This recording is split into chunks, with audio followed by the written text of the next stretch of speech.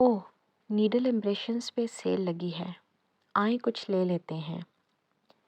वो काफ़ी दिनों से सोच रही थी कि यहाँ से कोई अच्छा शर्ट पीस ले आए और आज तो सेल भी लगी थी। वो और खदीजा आगे पीछे शीशे का दरवाज़ा धकेलकर अंदर दाखिल हुईं। शॉप के अंदर वही मखसूस माहौल था। हीटर की गर्मी और बाहर की खुनकी का मिला जुला तासुर। जर्द स्पॉटलाइट से चमकती छत और हर तरफ शोकेसेस पे फैले कढ़ाई वाले कपड़े। वो महव सी स्टैंड पे लगे नमूने देखती आहिस्ता आहिस्ता कदम बढ़ा रही थी। सामने वर्क टेबल थी जिसके पीछे खड़ा मुस्तैद सेल्समैन उसे देखकर फ़ौरन मुतवज्जो हुआ था। जी मैम, ये पिंक वाला दिखाएं जिस पे वाइट एम्ब्रॉयडरी है। उसने उंगली से पीछे रोल किए हुए थान की तरफ इशारा किया। सेल्समैन ने गर्दन फेर कर देखा। मैम, ये मैंने सामने रखा है, ये सामने ही पड़ा है। वो उससे चंद फुट बाएं जानिब इशारा कर रहा था जहां एक फैमिली खड़ी उसी कपड़े का मुआयना कर रही थी। ओह थैंक्स। वो चंद कदम चलकर बाईं जानिब आई जहां मेज़ पे वो खूबसूरत कढ़ाई वाला शर्ट का फ्रंट पीस फैला हुआ था। हया के बिल्कुल बाईं तरफ खड़ा एक नौजवान सर झुकाए हाथ पे कपड़े को मसल कर चेक कर रहा था। उसके साथ एक नफीस मोहम्मद सी खातून और एक कम उम्र ऊंची पोनी टेल वाली लड़की खड़ी थी। मम्मी, ये पिंक वाला ले लेते हैं। सानिया भाभी का कम्प्लेक्शन फेयर है, उन पे सूट करेगा। क्यों भाई? वो अब नौजवान से राय मांग रही थी। हया न चाहते हुए भी उनकी तरफ मुतवज्जो हो गई। उसे बस यही जल्दी थी कि कब वो शख्स इस कपड़े को छोड़े और वो उसे देख पाए। उस वक्त भी गुलाबी शर्ट का कपड़ा उस शख्स के हाथ में था। उसने उसे हाथ में यूं पकड़ रखा था कि उसकी हथेली वाली तरफ ऊपर थी। हया उसके हाथ में पकड़े कपड़े को देख रही थी जब दफतन उसकी निगाहें कपड़े से उस शख्स की कलाई पे फिसलती गईं। वो बुरी तरह चौंकी। उसकी कलाई पे कांटे का सुर्ख गुलाबी सा निशान था, जैसे जला हो या कोई बर्थ मार्क। वो उसके साथ ही खड़ा था, गुलाबी कपड़े को हाथ में मसल कर चेक करता हुआ। वो मुकम्मल तौर पे अपनी फैमिली की तरफ मुतवज्जो था। वो यहाँ से उसका नीम रुख देख सकती थी।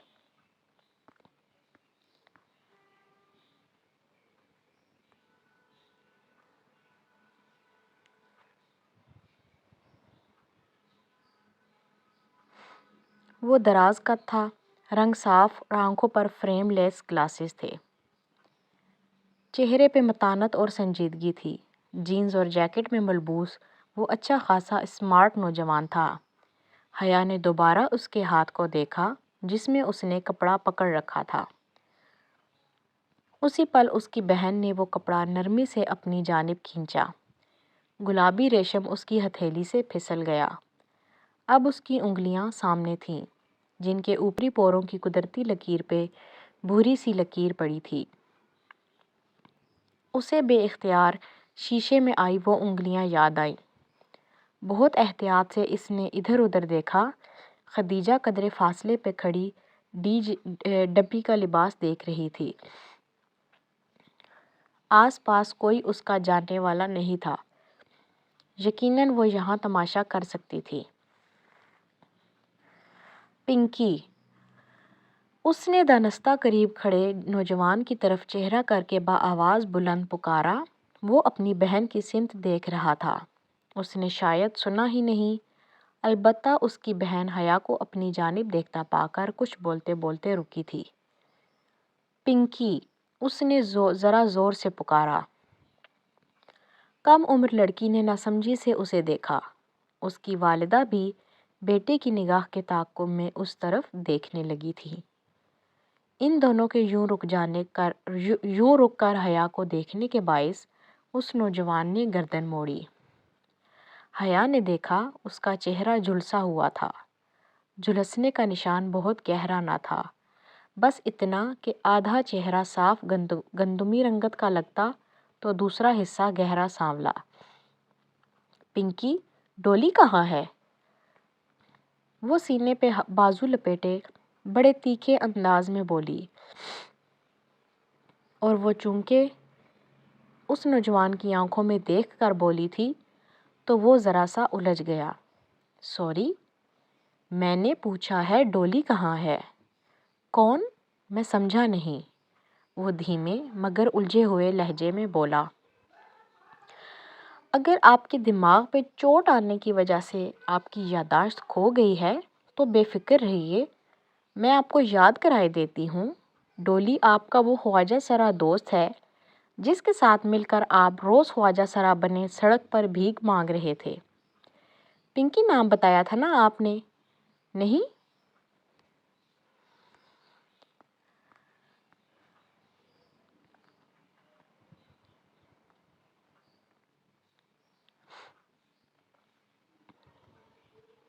اس کی پیشانی شکن آلودہ ہو گئی تھی، آنکھوں میں غصہ در آیا، تاہم وہ ذرا برداشت کر کے بولا، میڈم، آپ کو کوئی غلط فہمی ہوئی ہے، میں آپ کو جانتا تک نہیں ہوں، مگر میں آپ کو اچھی طرح جانتی ہوں۔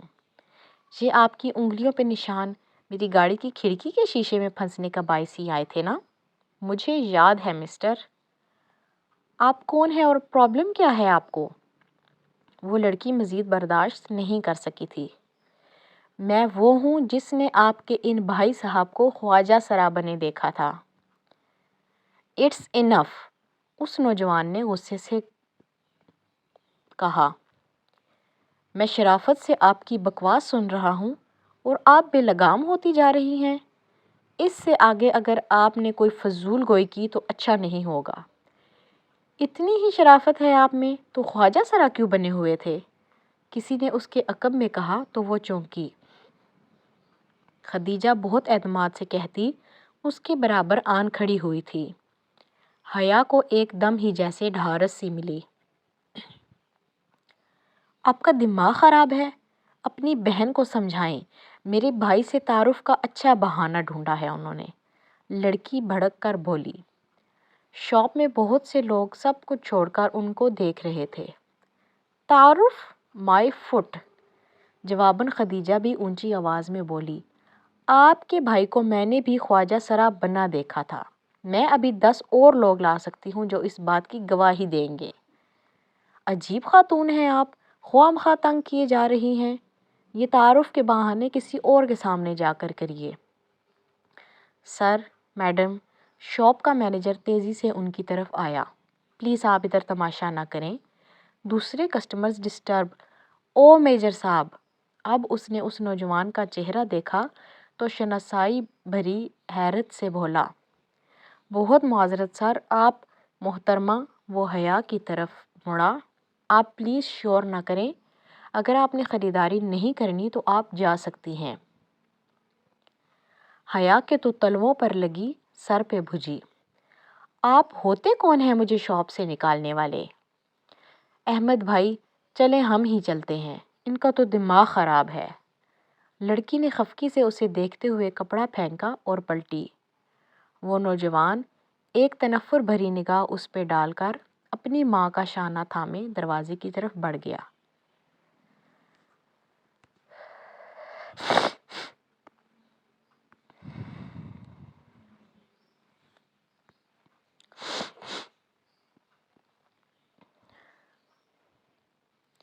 حیا نے چونک کر اسے دیکھا۔ احمد بھائی، میجر صاحب، تو کیا وہ؟ توبہ ہے ان آج کل کی لڑکیوں کی، والدہ صاحب مسلسل ناپسندیدگی سے بڑبڑاتی نکل گئی۔ وہ لب بھینچے کھڑی انہیں جاتے دیکھے گئی۔ اسے اس شخص کے میجر احمد ہونے میں کوئی شبہ نہیں رہ گیا تھا۔ حیا، اس سے پہلے کہ مینیجر ہمیں دھکے دے کر نکالے، ہم بھی کھسک جائیں۔ ڈی جے نے اس کے قریب سرگوشی کی تو وہ چونکی، پھر سر جھٹک کر آگے بڑھ گئی۔ باہر کھلی فضا میں آ کر اس نے بے اختیار کہا تھا، تھینک یو ڈی جے، اور یہ وہ پہلی دفعہ تھا جب اس نے خدیجہ کو اس کے معروف نام سے پکارا تھا۔ ڈی جے بے ساختہ ہنس دی۔ مجھے پتا تھا آپ جھوٹ نہیں بولتی، آپ نے واقعی وہی دیکھا ہوگا جو کہہ رہی تھی۔ مگر ڈی جے، میں نے واقعی اسے خواجہ سرابر نے دیکھا تھا۔ حیا، آپ نے اسے بس خواجہ سرابر نے دیکھا تھا نا، تو ہو سکتا ہے وہ صرف ایڈونچر کے لیے ایسا بنا ہو۔ پتہ نہیں، اس نے بیزاری سے شانے اچکائے۔ چلو چلتے ہیں۔ وہ آگے بڑھ گئی۔ اس کا دل ہر شے سے اچاٹ ہو گیا تھا۔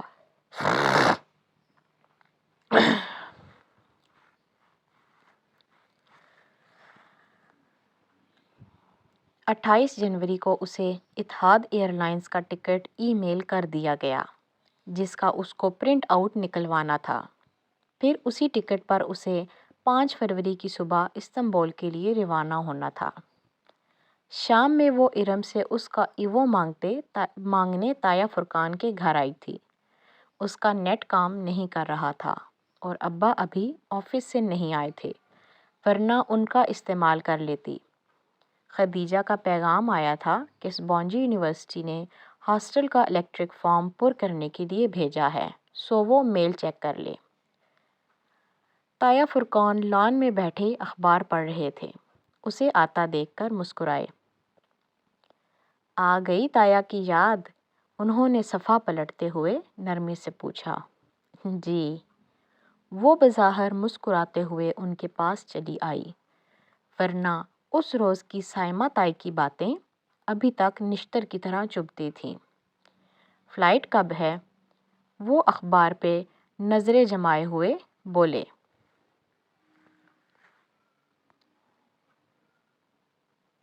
5 فروری کو۔ اپنا خیال رکھنا۔ ویسے بیٹیوں کو تنہا اتنا دور بھیجنا نہیں چاہیے۔ سلمان کا حوصلہ ہے بھائی۔ خیر تم ترکی میں اپنے لباس اور اقدار کا خیال رکھنا، سر سے دوپٹہ نہ اتارنا، جیسے ارم نہیں اتارتی۔ آخری فقرہ کہتے ہوئے ان کے لہجے میں فخر در آیا تھا۔ حیا کے حلق تک کڑواہٹ گھل گئی۔ جی بہتر، میں ذرا ارم سے مل لوں۔ وہ جان چھڑا کر اندر آ گئی۔ کاش کہ وہ تایا فرقان کو بتا سکتی کہ مغربی لباس جو وہ یہاں ان کی وجہ سے نہیں پہنتی، وہاں ضرور پہنے گی۔ اس نے بہت سے ٹاپس اور جینز خرید کر اپنے سامان میں رکھ لیے تھے۔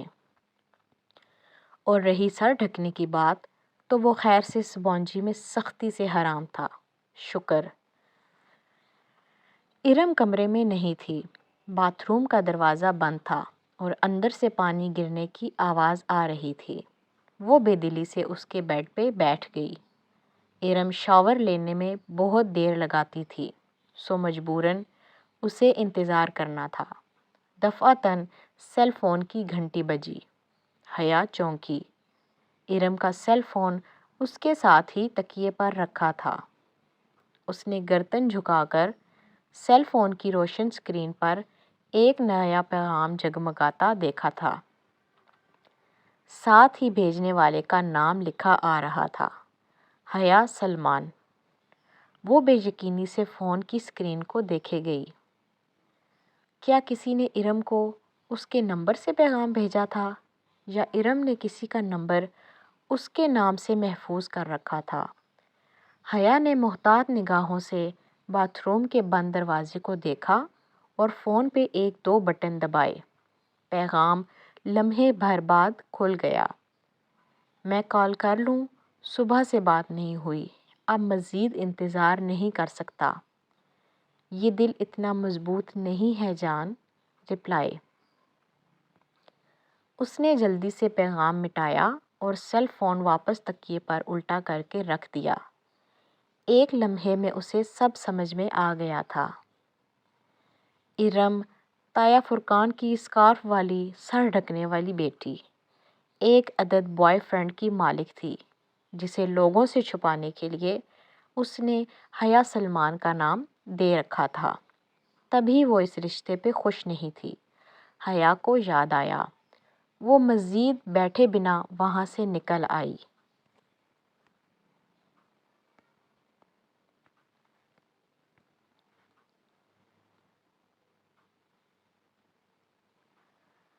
وہ اس نے تایا فرقان سے مانگ لیا، مگر جاتے جاتے ایک طنز و استہزاء بھری مسکراہٹ کے ساتھ ان کو ضرور دیکھا تھا۔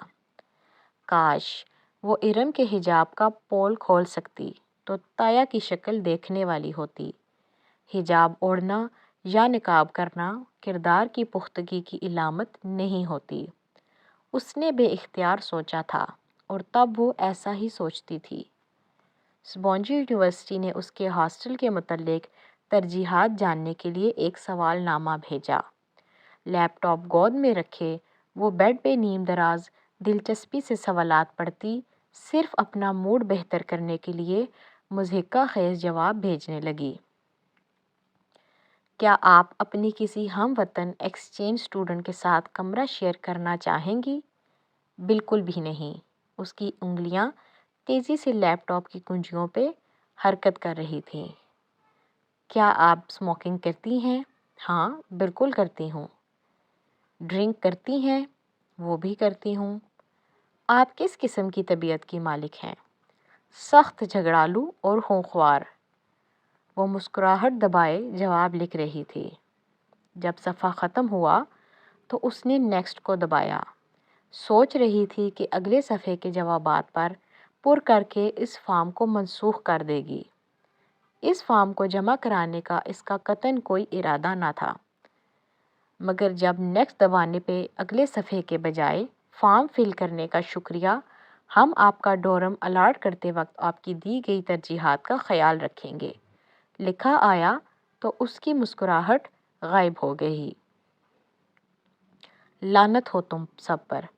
وہ جھنجھلا کر اٹھی اور لیپ ٹاپ ایک طرف رکھا۔ فارم سبونجی کو جا چکا تھا، اور اس کا پہلا ہی تاثر کتنا برا پڑا ہوگا وہ جانتی تھی۔ اس کی پیکنگ ابھی نامکمل تھی۔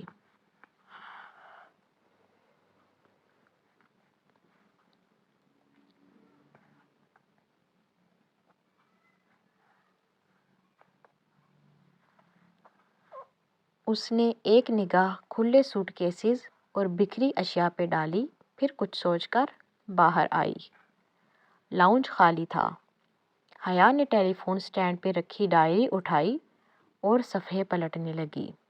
ایس کے صفحے پہ 4 سطور میں سبین پھپھو کے گھر کا پتہ اور ایک فون نمبر لکھا تھا۔ اس نے وہ صفحہ پھاڑا اور تہہ کر کے مٹھی میں دبا لیا۔ ایک دفعہ جہان سکندر اسے مل جائے، پھر وہ ان بیتے ماہ و سال کا حساب ضرور لے گی۔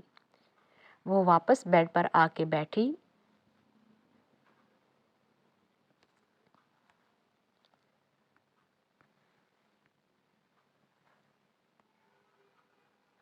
اور سامنے لیپ ٹاپ پہ کھلے پڑے میل باکس کو دیکھا۔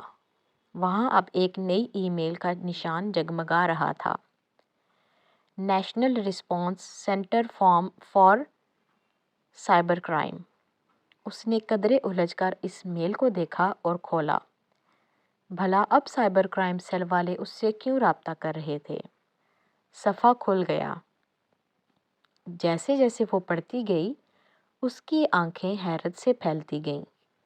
یہ ای میل سائبر کرائم سیل سے حیا کی اس میل کے جواب میں آیا تھا جو چند روز قبل اس نے بطور شکایت بھیجی تھی، اور جس میں اس نے ویڈیو کا ذکر کیا تھا۔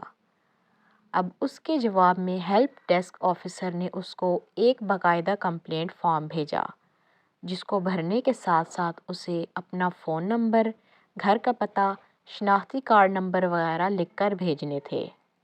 یہ فارم ایف آئی آر کے مترادف تھا، سو تمام تفصیلات ضروری تھیں۔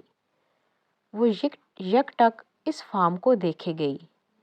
اگر سائبر کرائم سیل نے اسے جواب اب دیا تھا تو وہ پرائیویٹ نمبر سے آنے والی کال، وہ میجر احمد کا آفس، وہ سب کیا تھا؟ کیا واقعی وہ اصلی میجر تھا یا؟ مگر پھر اس کے پاس اس ویڈیو کو مکمل طور پر انٹرنیٹ سے ہٹوانے کی طاقت اور اثر و رسوخ کیسے آیا؟ وہ الجھتے ذہن کے ساتھ جلدی جلدی جواب ٹائپ کرنے لگی۔ اسے سائبر کرائم سیل کو مختصر الفاظ میں یہ یقین دہانی کروانی تھی کہ وہ ویڈیو اب ہٹ چکی ہے اور وہ اپنی شکایت واپس لے رہی ہے۔ اسے اب فوری طور پر ان خفیہ والوں سے پیچھا چھڑوانا تھا۔ میل لکھ کر اس نے سینڈ کو دبایا اور پرسوچ نگاہوں سے اسکرین کو دیکھے گئی۔ میجر احمد کا تعلق سائبر کرائم سیل سے نہیں تھا، اس بات کا اس کو یقین ہو چلا تھا۔ ایئرپورٹ پہ ڈی جے بری طرح رو رہی تھی۔ اس کے والدین اس کے ساتھ کھڑے اسے تسلی دے رہے تھے۔ حیا کچھ دیر تو اسے چپ کروانے کی کوشش کرتی رہی، پھر عاجز سی ہو کر قدرے فاصلے پہ جا کھڑی ہوئی اور جیکٹ کی جیبوں میں ہاتھ ڈالے بڑے سکون سے ڈی جے کو روتے دیکھتی رہی۔ آج اس نے شلوار قمیص پہ سیاہ جیکٹ پہن رکھی تھی اور دوپٹہ مفلر کی طرح گردن سے لپٹا تھا۔ بس آج آخری روز تھا، پھر ترکی میں وہ اپنی مرضی کا لباس پہنے گی اور اپنی مرضی سے اکیلی ہر جگہ گھومے گی، بنا روک ٹوک، بنا تایا فرقان یا ابا کی ڈانٹ کے خوف کے۔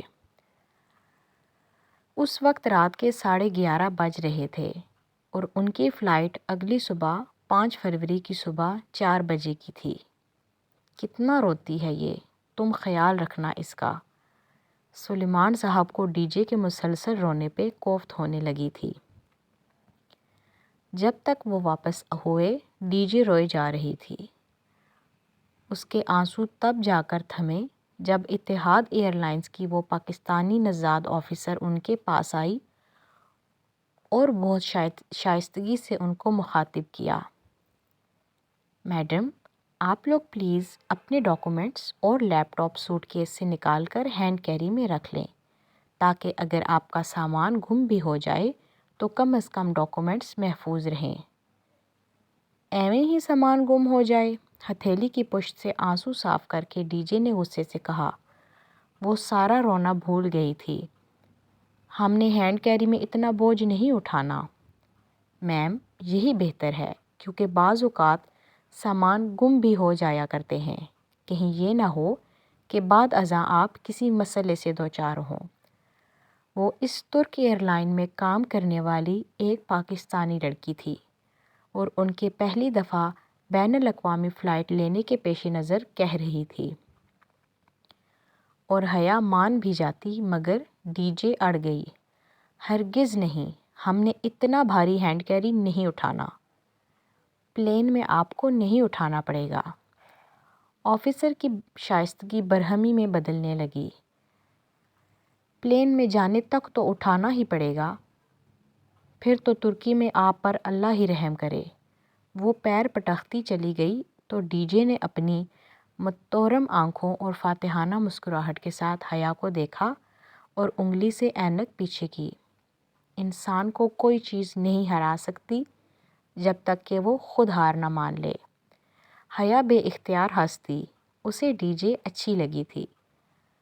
فلائٹ میں ان دونوں کو نشستیں ایک ہی قطار میں ملیں۔ درمیانی راستے کے دائیں طرف جڑی 3 نشستوں میں سے کھڑکی کے ساتھ والی حیا کو ملی اور راستے والی نشست ڈی جے کو۔ درمیانی نشست خالی تھی۔ کیا ہی مزہ آ جائے حیا اگر اس سیٹ پہ کوئی ہینڈسم اور چارمنگ سا لڑکا آ کر۔ ڈی جے کے الفاظ ادھورے ہی رہ گئے۔ ایک بھاری بھرکم سے پاکستانی صاحب جو اپنے 2 پیس میں بے حد پھنسے پھنسے سے لگ رہے تھے، اطمینان سے چلتے ہوئے آئے اور دھپ سے ان دونوں کے درمیان بیٹھ گئے۔ حیا ذرا غیر آرام دہ محسوس کر کے مزید کھڑکی کی طرف کھسک گئی اور خدیجہ مخالف سمت۔ مجھے عثمان شبیر کہتے ہیں، شیخ عثمان شبیر۔ اپنی بھری آواز میں وہ خوش دلی سے گویا ہوئے۔ نائس۔ حیا بظاہر اپنے چھوٹے سے گولڈن کلچ کو کھول کر کچھ تلاش کرنے لگی۔ یہ وہی کلچ تھا جو داور بھائی کی مہندی پہ اس نے گولڈن لہنگے کے ساتھ لیا تھا۔ گڈ۔ ڈی جے نے میگزین اٹھا کر چہرے کے سامنے پھیلا لیا۔ میں ترکی سے آیا ہوں، دراصل وہیں رہائش پذیر ہوں، میری بیوی اور بیٹا بھی وہیں رہتے ہیں۔ حیا مزید اپنے پرس پہ جھک گئی اور ڈی جے نے میگزین چہرے کے اتنا قریب کر لیا کہ اس کی ناک صفحات کو چھونے لگی۔ مگر وہ میرا بیٹا نہیں ہے۔ جانتی ہو کس کا بیٹا ہے؟ مزید نظر انداز کرنا بیکار تھا۔ حیا نے رخ عثمان شبیر کی جانب موڑا اور ڈی جے نے بیزاری سے میگزین نیچے کر لیا۔ آپ بتائیں کس کا بیٹا ہے وہ؟ عثمان شبیر کو شاید صدیوں سے کسی سامع کی تلاش تھی۔ وہ اپنی داستان حیات فوراً ہی شروع کر بیٹھے۔ ڈی جے مسلسل جمائیاں روک رہی تھی اور حیا شاید متلی محسوس کر رہی تھی۔ وہ کل صبح کی جاگی ہوئی تھی اور اب اس صبح کے 4:30 بج رہے تھے۔ اوپر سے جہاز کا سفر۔ اس نے ڈی جے کے سامنے ظاہر نہیں کیا تھا کہ وہ پہلی بار جہاز میں بیٹھ رہی ہے۔ آخر ڈی جے کیا سوچتی کہ کیسی لڑکی ہے، کبھی ہوائی سفر ہی نہیں کیا۔ اب کیا بتاتی کہ کبھی کوئی ایسی صورت ہی نہیں بن سکی۔ اس سب پہ یہ صاحب کی المناک داستان، جو مختصراً کچھ ایسی تھی کہ وہ اور ان کی بیگم عرصہ 30 سال سے ترکی میں رہائش پذیر تھے۔ چونکہ اولاد نہیں تھی، اس لیے انہوں نے عثمان صاحب کے ایک کزن کا بیٹا گود لیا تھا۔ وہ بیٹا بے جا لاڈ پیار سے خاصا بگڑ چکا تھا۔ اس صورتحال کو سنوارنے کے لیے انہوں نے کچے کھوہ میں رہائش پذیر اپنی بھانجی سے اس کا رشتہ طے کر دیا تھا، جس پہ 8ویں فیل بھانجی صاحبہ بہت خوش اور بیٹا بہت ناراض تھا، اور اس کے بیشتر کہ وہ اپنی پاکستان آمد کی وجہ بیان کرتے مینیو کارڈز آ گئے۔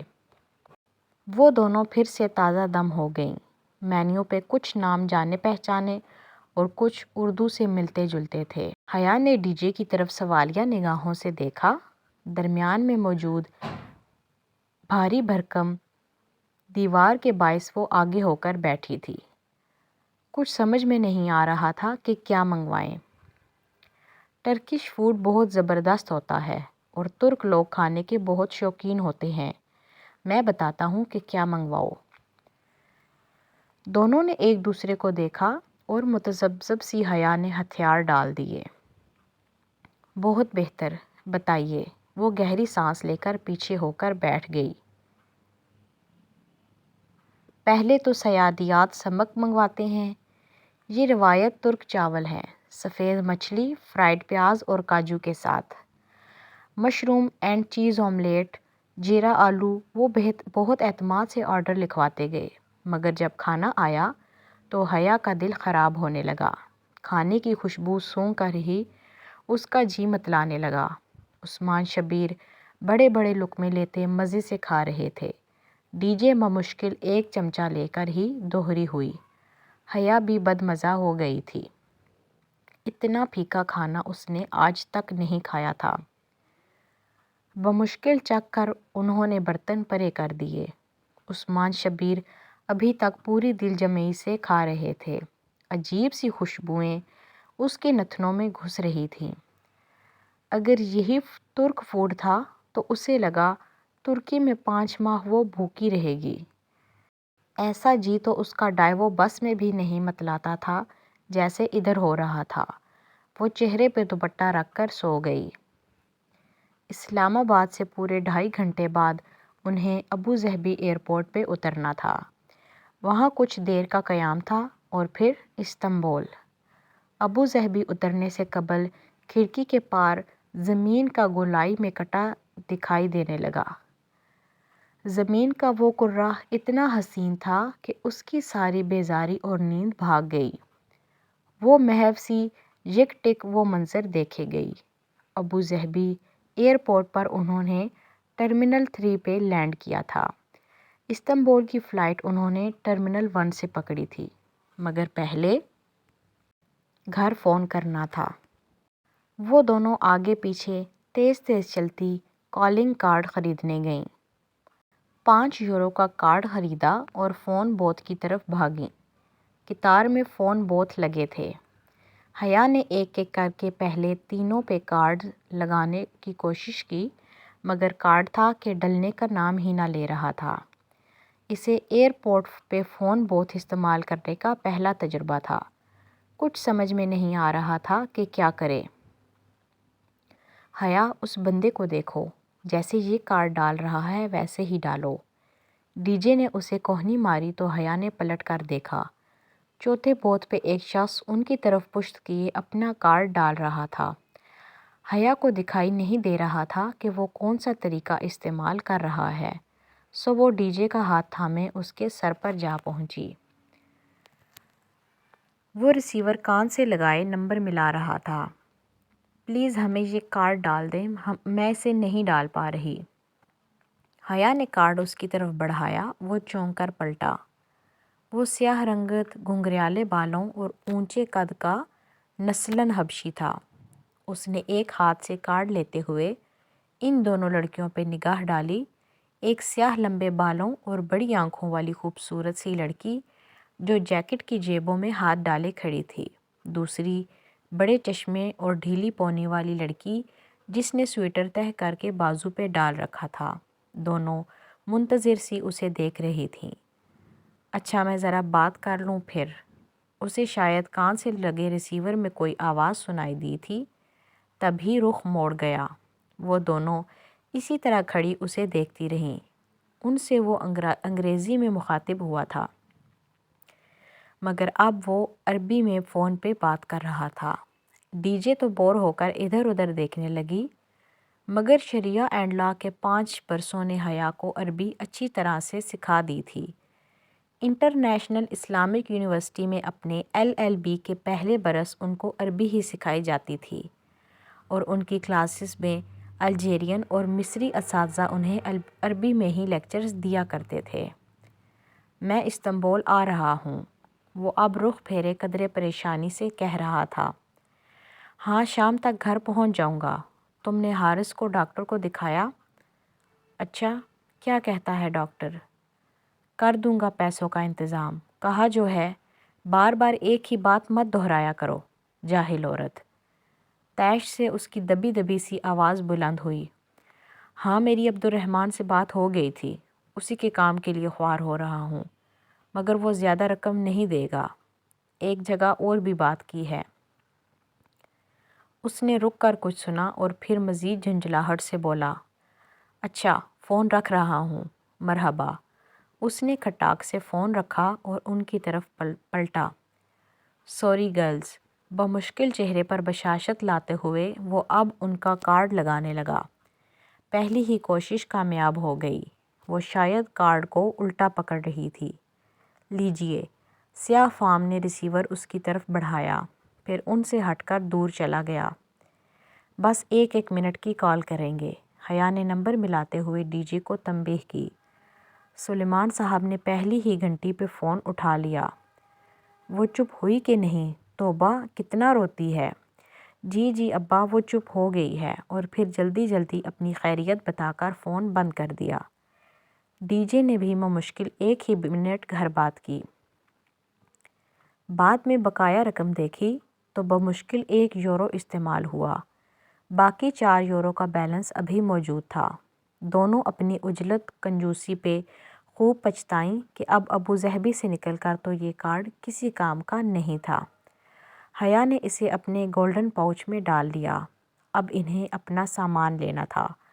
وہاں بہت سے ٹائرز چل رہے تھے۔ ہر ٹائر پر بیگز اور سوٹ کیس قطار میں رکھے چلے آ رہے تھے۔ انہیں قطعاً علم نہیں تھا کہ اپنے بیگز کو کہاں تلاشیں۔ وہ دونوں بدحواس سی ایک ٹائر سے دوسرے کی طرف بھاگنے لگیں۔ ڈی جے کا تھوڑی دیر میں ہی سانس پھول گیا۔ کبھی حیا کو ایک جگہ اپنے سوٹ کیس کا گمان گزرتا تو وہ ڈی جے کا ہاتھ کھینچ کر ادھر بھاگتی، مگر قریب سے دیکھنے پہ وہ کسی اور کا بیگ نکلتا تو کبھی ڈی جے اپنے بھورے تھیلے کو پہچان کر چلاتے ہوئے ایک طرف دوڑتی، مگر اس پہ کسی اور کا نام درج ہوتا۔ تو کبھی ڈی جے اپنے بھورے تھیلے کو پہچان کر چلاتے ہوئے ایک طرف دوڑتی، مگر اس پہ کسی اور کا نام درج ہوتا۔ حیا بتاؤ، اب بیگز کہاں سے ڈھونڈیں؟ ڈی جے نے پریشانی سے اسے دیکھا۔ اس کا سانس دھونکنے کی طرح چل رہا تھا۔ حیا نے بمشکل تھوک نگلی اور چہرے پہ آتے بال کانوں کے پیچھے اڑسے۔ اب سچ بولنے کا وقت تھا۔ ڈی جے، مجھے سمجھ میں ہی نہیں آ رہا، میں آج زندگی میں پہلی دفعہ جہاز پہ بیٹھ رہی ہوں۔ ڈی جے نے چند لمحوں اس کا چہرہ دیکھا، پھر اپنی ہتھیلی اس کے سامنے پھیلائی۔ ہاتھ مارو، میں بھی آج پہلی دفعہ جہاز پہ بیٹھی ہوں۔ حیا نے زور سے اس کے ہاتھ پہ ہاتھ مارا اور دونوں ہنس پڑیں۔ کافی دیر بعد ان کو ٹائرز کی لسٹ نظر آئی، جس پہ ہر فلائٹ کے مخصوص ٹائر کا نمبر درج تھا۔ فہرست دیکھ کر 2 منٹ میں ہی اپنا مطلوبہ ٹائر مل گیا۔ سامان لے کر حیا اتنا تھک چکی تھی کہ جب ڈی جے نے وہیں ایک جگہ چمکتے فرش پہ بیٹھنے کو کہا تو وہ اپنا سارا نخرہ اور غرور بالائے طاق رکھ کر ادھر زمین پہ بیٹھ گئی۔ اپنے بیگز کے سامنے وہ دونوں اب مزے سے فرش پہ بیٹھیں ہر آتے جاتے کو دیکھ رہی تھیں اور ارد گرد مہذب نفس لوگ حیرت سے ان کو دیکھتے ہوئے گزر رہے تھے۔ ٹرمینل 1 سے جو پرواز ان کو ملی اس میں بھی عثمان شبیر ساتھ ہی تھے۔ اپنی داستان حیات فراموش کر کے وہ اب ان کی طرف متوجہ ہوئے اور ان کا انٹرویو کرنے لگے۔ کون ہو؟ کہاں سے آئی ہو؟ کیوں آئی ہو؟ ترکی میں کدھر جانا ہے؟ کیوں جانا ہے؟ سبونجی یونیورسٹی، انہوں نے اتنی بلند آواز میں دہرایا کہ اگلی نشست پہ بیٹھی ترک خاتون نے گردن موڑ کر قدرے اونچے ہو کر ان کو دیکھا۔ سبونجی، اس سے آگے خاتون نے قدرے ستائش سے چند الفاظ ترک میں کہے جو حیا کو سمجھ نہ آئے۔ جواباً عثمان شبیر نے اپنی بھاری بھرکم آواز میں کچھ کہا تو وہ خاتون قدرے گڑبڑا کر واپس رخ پھیر گئیں۔ آپ نے ان کو کیا کہا؟ حیا نے کڑی نگاہوں سے انہیں گھورا۔ کچھ نہیں، تم بتاؤ، یہ پاکستان میں والدین اتنے آزاد خیال کب سے ہو گئے کہ جو ان بچیوں کو اکیلے ترکی بھیج دیں؟ اکیلے نہیں ہیں ہم، پورا گروپ ہے۔ ہم 2 اسٹوڈنٹس ہیں اور باقی فیکلٹی ممبران ہیں جو 2 روز قبل روانہ ہو چکے ہیں، مگر انہوں نے تو جیسے سنا ہی نہیں۔ خیر، اب اکیلی جا رہی ہو تو خیال رکھنا کہ… اور پھر ان کا آواز شروع ہو گیا۔ نماز پڑھا کرو، قرآن پڑھا کرو، پردہ کیا کرو، سچ بولا کرو، اللہ سے ڈرا کرو۔ غرض ہر وہ بات جو اپنے بیٹے کی تربیت کے وقت انہیں بھول گئی تھی اب اچانک یاد آ گئی۔ حیا نے قدرے جھنجھلا کر رخ پھیر لیا۔ دوپہر 2 بجے کھڑکی کے اس پار نیچے، بہت نیچے، وہ پرفسوں منظر پھیلنے لگا۔ مرمرا کا سمندر، اوپر بادل اور برف، یوں جیسے نیلی چادر پہ سفید روئی کے گالے تیر رہے ہوں، اور وہ اس منظر کے سحر میں کھوتی چلی گئی۔ جہان سکندر کا ترکی اس کے قدموں تلے تھا۔ یہ رکھ لو۔ پرواز اترنے کا اعلان ہونے لگا تو نہایت زبردستی عثمان شبیر نے اپنا وزٹنگ کارڈ اسے تھمایا۔ اس پہ میرے گھر، سیل اور آفس کے نمبرز لکھے ہیں۔ کبھی کبھار میں گھر پہ نہیں ہوتا اور کبھی کبھار میرا سیل بھی آف ہوتا ہے، مگر آفس کے نمبر پہ میں ہمیشہ ملتا ہوں۔ میری سیکریٹری کی فضولیات سے بچنے کے لیے ڈائریکٹ میری پرائیویٹ ایکسٹینشن ڈائل کرنا، وہ ہے 14، یعنی 14، کیونکہ میری اور پاکستان کی تاریخ پیدائش 14 اگست ہے۔ رکھ لو، ضرورت پڑ سکتی ہے۔ عثمان شبیر سے بمشکل جان چھوٹ رہی تھی۔ ان کو کبھی کال کرنا یا دوبارہ ملاقات کا تصور ہی حیا کے لیے سہانے روح تھا۔ پھر بھی ان کے اصرار پہ اس نے اپنے سنہری پاؤچ میں وہ کارڈ بغیر دیکھے رکھ لیا۔ اتاترک انٹرنیشنل ایئرپورٹ استنبول کی یورپی طرف واقع تھا۔ یہ اسے بعد میں علم ہوا تھا۔ البتہ جو بات ہمیشہ اسے معلوم تھی وہ یہ تھی کہ استنبول دنیا کا وہ واحد شہر تھا جو 2 خطوں کو باہم ملاتا ہے، یورپ اور ایشیا۔ استنبول کے 2 حصے تھے، ایک یورپی طرف کہلاتا تھا اور دوسرا ایشیائی طرف یا اناطولین طرف۔ اناتولین طرف کو عرف عام میں پرانا شہر بھی کہا جاتا تھا۔ وہ دونوں جب اپنے سامان کی ٹرالیاں دھکیلتے آگے آئیں تو رومی فوراً کے ارکان ان کو مل گئے جو انہیں لینے آئے ہوئے تھے۔ رومی فورم ایک ترک این جی او تھی جو بالخصوص ایکسچینج اسٹوڈنٹس کا بہت خیال رکھتی تھی۔ وہ دو لڑکے تھے، احمد اور چغتائی۔ چغتائی نام تو ہمارے ہاں بھی ہوتا ہے، جیسے مصور عبدالرحمن چغتائی، ہے نا حیا؟ ڈی جے نے سرگوشی کی تھی۔ السلام علیکم۔ وہ بہت گرمجوشی اور احترام سے ملے۔ چغتائی نے ان سے بیگز لے لیے۔ آئیے، باہر گاڑی انتظار کر رہی ہے۔ چغتائی برادرز، پلیز پانی پلا دیں، بہت پیاس لگی ہے۔ حیا کی طرح ڈی جے بھی پیاس سے بے حال تھی۔ چغتائی نے سر اثبات میں ہلایا اور احمد کے ساتھ سامان اٹھانے لگا۔ پھر وہ دونوں ان کے آگے چلتے ہوئے باہر کی طرف بڑھ گئے۔ بے حد مہمان نواز قوم کے اس سپوت نے ان کو پانی کیوں نہیں پلوایا؟ یہ معمہ وہ ساری زندگی حل نہیں کر سکیں۔ کبھی امکان یہ تھا کہ چغتائی کی انگریزی کمزور تھی، جس کے باعث وہ ان کا مدعا سمجھ نہیں پایا تھا۔ باہر نکلنے سے قبل انہوں نے اپنی رقم ترک لیرہ اور یوروز میں تبدیل کروا لی تھی۔ 1 لیرہ پاکستانی 55 روپے کا تھا اور 1 یورو 125 روپے کا۔ 55 125 55 125۔ ڈی جے زیر لب کرنسی کی مالیت کا حساب لگاتی اور ان کی قیمت یاد کرتی باہر آئی تھی۔ ایئرپورٹ کا دروازہ کھلتے ہی سردی کی ایسی یخ بستہ ہڈیوں میں گھستی، خون منجمد کرتی لہر نے ان کا استقبال کیا کہ چند لمحوں میں حیا کے ہونٹ نیلے پڑنے لگے۔ یہاں مری اور ایوبیہ کی سرد ترین ہوا سے بھی کئی گنا سرد ہوا چل رہی تھی۔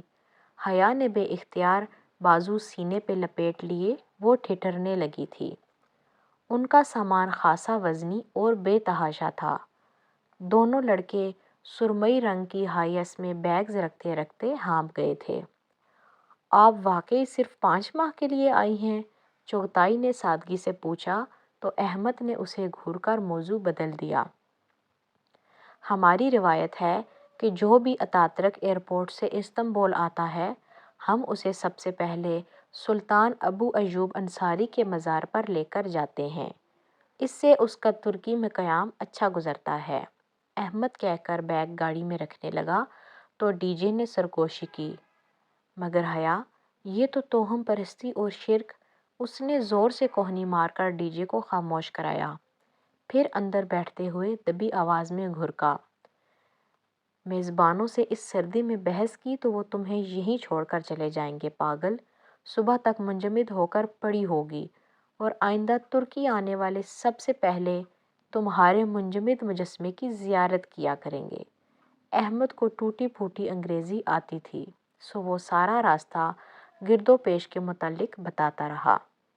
حیا کو اس سفر نامے سے دلچسپی نہ تھی، سو رخ پھیر کر کھڑکی کے باہر دیکھے گئی۔ وہ جو امریکی فلموں والی بلند و بالا عمارتوں کی آس لگائے بیٹھی تھی، قدرے مایوس ہوئی، کیونکہ استنبول شروع میں تو یوں لگا جیسے اسلام آباد ہو، مگر آہستہ آہستہ غور کرنے پہ محسوس ہوا کہ نہیں، وہ واقعی یورپ تھا۔ دکانوں کے چمکتے شیشے، صاف سڑکیں، مغربی لباس میں پھرتے لوگ، دکانوں کی چھتوں اور درختوں کے اوپر بڑی برف اور سڑک کنارے بچھی برف کی تہیں، گویا سفید گھاس ہو۔ عجیب بات تھی کہ اس قہر اور سردی میں بھی ترک لڑکیاں بڑے مزے سے منی اسکرٹس میں ملبوس ادھر ادھر گھوم رہی تھیں۔ خدا کرے آج رات برف نہ پڑے، چغتائی نے موڑ کاٹتے ہوئے ایک پرتشویش نگاہ باہر پھیلے برف زار پہ ڈالی۔ ہاں، خدا کرے رات واقعی برف نہ پڑے، احمد نے تائید کی۔ حیا اور ڈی جے نے ایک دوسرے کو دیکھا اور پھر ڈی جے آہستہ سے اردو میں بڑبڑائی، ایویں ہی نہ پڑے، خود تو برف باری دیکھ دیکھ کر اکتا چکے ہیں، ہمیں تو دیکھنے دیں۔ اللہ کرے رات برف ضرور پڑے، آمین ثم آمین۔ اور حیا نے دل میں اس کی تائید کی۔ ونڈ اسکرین کے اس پار یورپین شہر کا اختتام دکھائی دے رہا تھا۔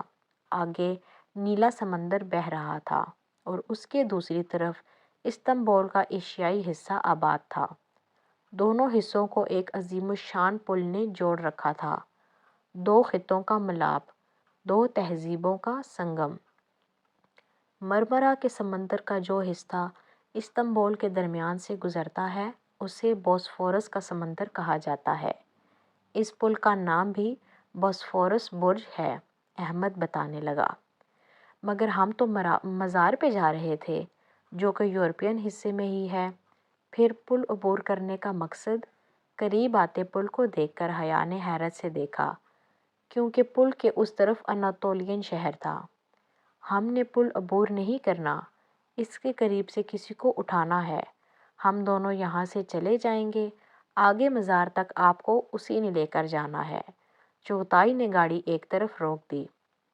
احمد اب لاک کھول کر باہر نکل رہا تھا۔ حیا نے اس خوبصورت اونچے پل کو دیکھا اور سوچا کہ کتنے برس وہ اس پل سے گزرا ہوگا، کتنی ہی دفعہ اس نے بوسفورس کے نیلے پانیوں پہ چاند کی پریوں کا رقص دیکھا ہوگا۔ جب وہ اس سے ملے گی تو کیا اس کی آنکھوں میں استنبول کی سفید گھاس سی برف جمی ہوگی یا مرمرا کے پانیوں کا جوش ہوگا؟ اور کیا وہ کبھی اس سے مل پائے گی؟ اس خیال پہ اس کا دل جیسے مرمرا کے سمندر میں ڈوب کر کسی لٹی پٹی کشتی کی طرح ہولے سے ابھرا تھا۔